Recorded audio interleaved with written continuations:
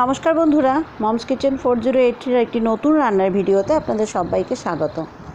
আজ শনিবার, যেহেতু নিরামিষ, তাই আজকে সব নিরামিষ রান্না।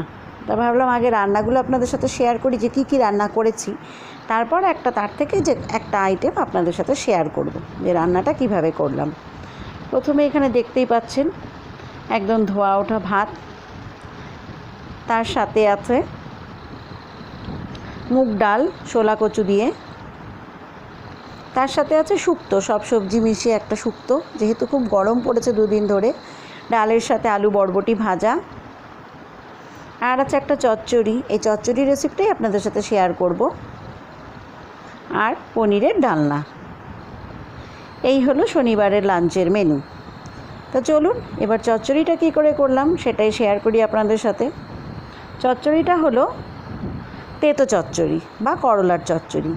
প্রথমে আমি এখানে করলা নিয়েছি আর সব রকমের সবজি, কচু, মিষ্টি কুমড়ো, ঝিঙে, পটল, আলু, সব কিছুই। আর এইভাবে সব সবজিগুলোই আমি লম্বা লম্বা করে কেটে নিয়েছি। প্রথমে আমি করলাটাকে একটু লবণ হলুদ মাখিয়ে রেখেছিলাম, এখন একটু ভেজে নিচ্ছি, হালকা ভেজে নেব। ভাজাটা হয়ে গেছে, তুলে নিলাম। আর তেল দেব না, এই তেল দিয়ে রান্না করব। এবারে আমি ফোড়নে কালো জিরে আর শুকনো লঙ্কা দিয়ে দিলাম।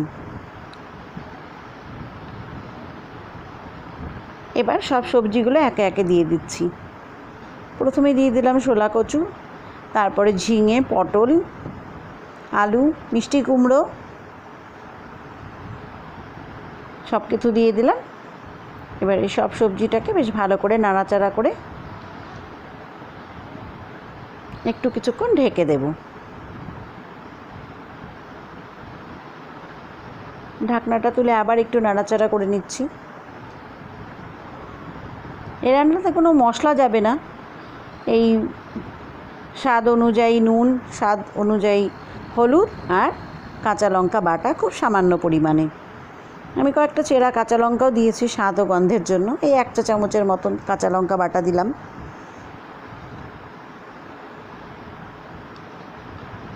এইভাবে তেতো চচ্চড়ি করলে খেতে খুব ভালো লাগে গরমের দিনে। আপনারাও এইভাবেই ট্রাই করবেন, দেখবেন খুব ভালো লাগে খেতে। এবার করলাটা যে আগে থেকে ভেজে রেখেছিলাম, সেই করলাটাও দিয়ে দিলাম, করলা বা উচ্ছে। দেখতেই পাচ্ছেন বেশ সুন্দর সবজি, সব সবজিগুলোই বেশ সুন্দর মজে এসছে। এবারে চেরা কাঁচা লঙ্কাও দিয়ে দিয়েছি, সামান্য পরিমাণে মিষ্টি দিলাম, খুবই সামান্য। এইভাবে তেতো চচ্চড়ি রান্না করবেন, খেতে খুব ভালো লাগে। আর বন্ধুরা, আমার রান্নার ভিডিওগুলো কেমন লাগে আমাকে কমেন্টে জানাবেন, এবং আমার চ্যানেলটিকে অবশ্যই সাবস্ক্রাইব করবেন। এবং আমার রান্নাগুলো যদি আপনাদের ভালো লাগে, আপনাদের পরিচিতদের মধ্যে আমার রান্নাগুলো শেয়ার করবেন। আমার তেতো চচ্চড়ি অলমোস্ট রেডি, বাটিতে তুলেও নিলাম। এইভাবে আপনারা করবেন, খেতে খুব ভালো লাগে।